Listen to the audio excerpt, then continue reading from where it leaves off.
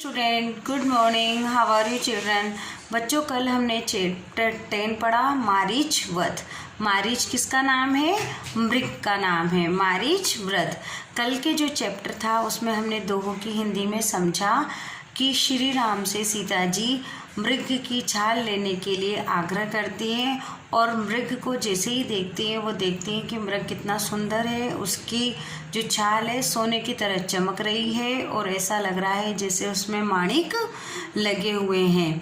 और वो मृग एक राक्षस था जो कि रावण ने सीता हरण करने के लिए मृग के रूप में मामा मारीच को भेजा था और उसको देखकर सीता जी ने श्री राम को छाल लेने के लिए भेजा और जैसे ही वह गया तो रावण ने सीता का हरण कर लिया। तो ये कल हमने जो पढ़ा ये तुलसीदास जी की लिखी हुई रामचरितमानस के अरण्य कांड में से लिया गया था। अब आज हम बच्चों जो उसमें कठिन शब्द आए हैं उन्हें सॉल्व करेंगे या समझेंगे। तो आप पेज नंबर 76 निकालिए। 76 में तेहि उस, तेहि यानी उस, निकट, निकट यानी पास। ये जो भाषा है जो इसमें रामचरितमानस में हमने पढ़े थे ये अवधी भाषा के हैं। कौन सी भाषा के हैं ये? अवधी भाषा के। जब भी कोई दोहे आते हैं या चौपाइयाँ आती है तो अवधी भाषा से ली गई होती है। तो तेहि, तेहि का मतलब है उस, निकट यानी पास। दशानन, दशानन किसको कहते हैं? रावण को। दशानन क्यों कहते हैं रावण को? क्योंकि इसके 10 सिर होते हैं। गऊ, गऊ यानी पहुंचा, रिच्ड, गऊ यानी पहुंचा। कपट मृग, कपट मृग किसको कहा है? धोखे का हिरण। मृग यानी हिरण और कपट यानी धोखे का हिरण। भयऊ, भयऊ यानी बन गया, भयऊ यानी बन गया।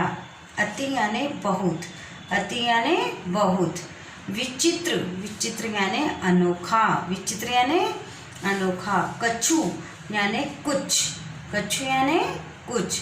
बरनी, बरनी यानी वर्णन, बरनी यानी वर्णन जिसको इंग्लिश में बोलेंगे हम टू डिस्क्राइब। न जाई, नहीं किया जा सकता, न जाई नहीं किया जा सकता। कनक, कनक यानी सोना। देह, देह यानी शरीर, देह यानी शरीर। मणि यानी मणि, मणि यानी मणि। रचित, रचित यानी बनाया, रचित यानी बनाया। रुचिर, रुचिर यानी सुंदर। इसमें आया था दोहे में रुचिर शब्द, रुचिर यानी सुंदर। मृग, मृग यानी हिरण, मृग यानी हिरण।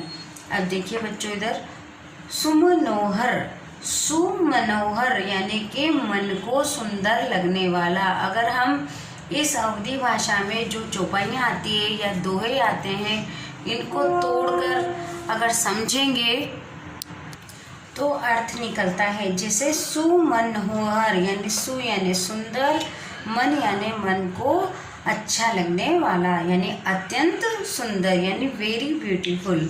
सुनहु, सुनहु यानी सुनिए, सुनहु यानी सुनिए। एही, एही यानी इसी, एही यानी क्या होता है बच्चों? इसी। छाला, छाला यानी छाल, छाला यानी छाल।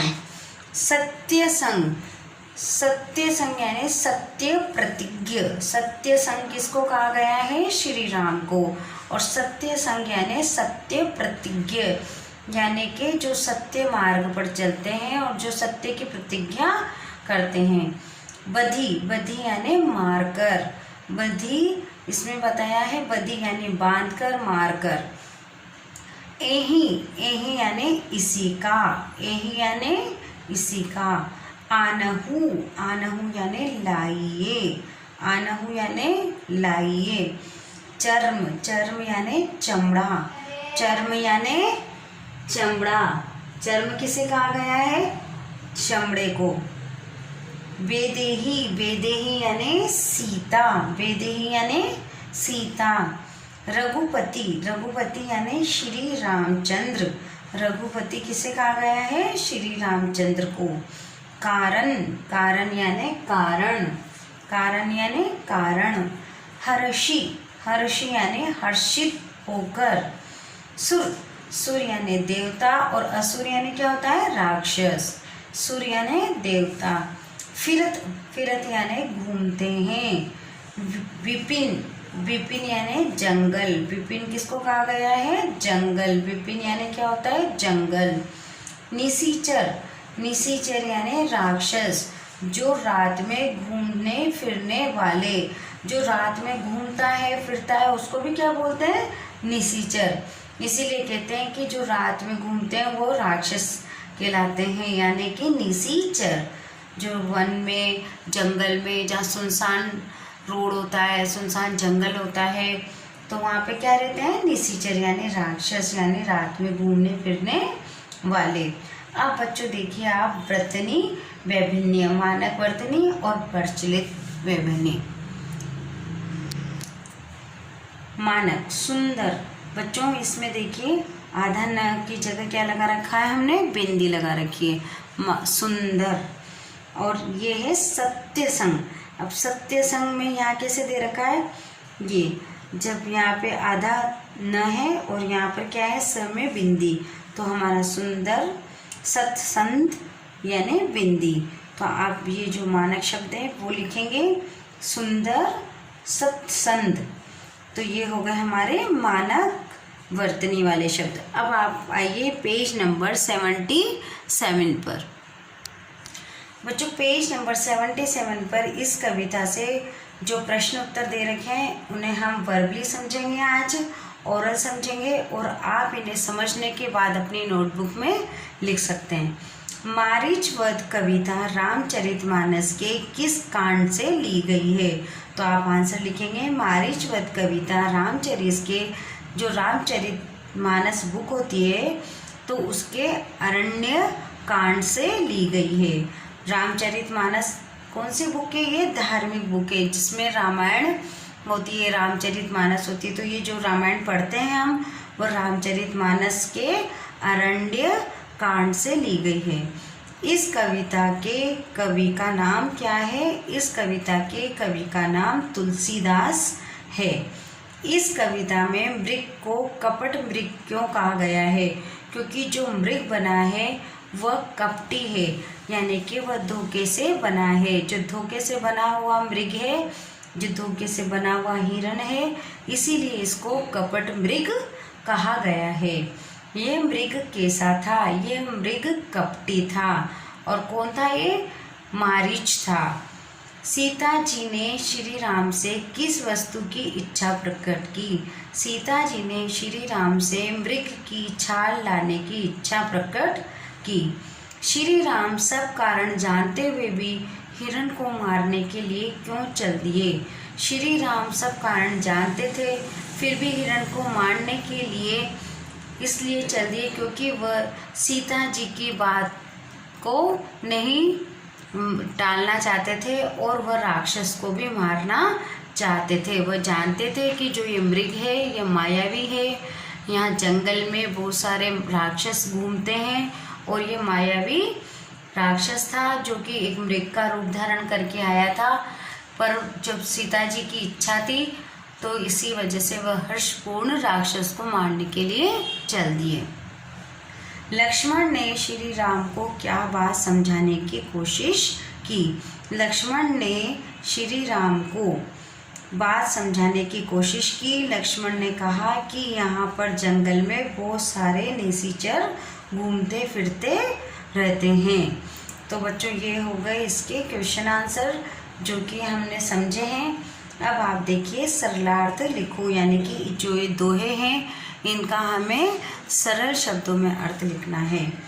तेहि वन निकट दसानन गऊ, तब मारीच कपट मृग भऊ, सुनहु देव रघुबीर कृपाला, यही मृग कर अति सुंदर छाला। पहला वाला समझिए, तेहि वन निकट दसानन गऊ, तब मारीच कृपट मृग भऊ। जो दशानन है यानी कि जो रावण है वह वन के निकट आ पहुंचा। किस लिए आ पहुंचा, सीता का हरण करने के लिए। और मारीच मृग कपट भऊ, और जो मारीच है उसने क्या किया, उसने कपटी मृग का रूप धारण कर लिया। तो वन में दशानन जो रावण है वह सीता का हरण करने के लिए वन के पास आ पहुंचा, और जो मृग है वह कपटी है, उसने कपटी रूप धारण कर लिया। मारीच ने कपटी मृग का रूप धारण कर लिया। सुनहु देव रघुवीर कृपाला, यही मृग कर अति सुंदर चाला।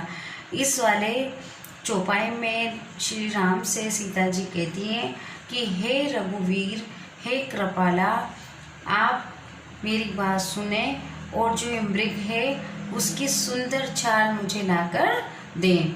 यही मृग कर अति सुंदर चाला, और ये जो इसकी सुंदर चाल है वह मुझे बहुत अच्छी लगी, ये मुझे लाकर आप दें, या मुझे ये सुंदर चाल चाहिए।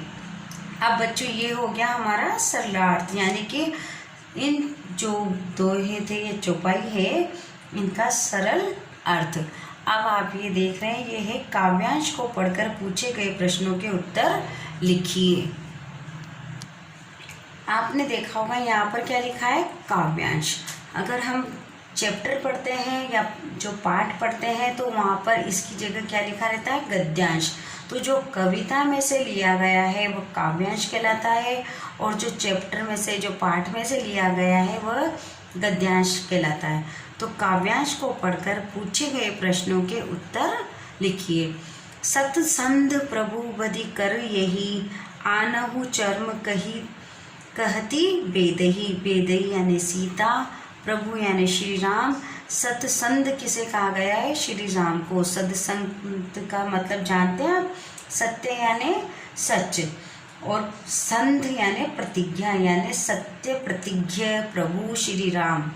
क्या बताया इसमें कि सत्य प्रतिज्ञ प्रभु श्री राम से सीता जी कहती हैं कि इसे आप वध करके या इसको मारकर मेरे को इसकी छाल लाकर दें, या मुझे इसकी छाल दें। ये कितना सुंदर मृग है, इसकी छाल मुझे चाहिए। किसे सतसंध कहा गया है, किसे कहा गया है, प्रभु श्री राम को। और क्यों कहा गया है, क्योंकि वह सत्य प्रिय थे और हमेशा सत्संग और जो सच था उसका साथ देते थे, इसलिए रघुवीर को सतसंध कहा गया है, क्योंकि वह सत्य प्रतिज्ञ थे। आप क्यों का जवाब क्या लिखेंगे, क्योंकि वह सत्य प्रतिज्ञ थे। बेदही कौन है, बेदही सीता है। वह श्री राम से क्या काम करने को कह रही हैं, वह श्री राम से मृग की छाला लाने को कह रही हैं। वह क्या वस्तु लाने को कह रही हैं, मृग की छाल।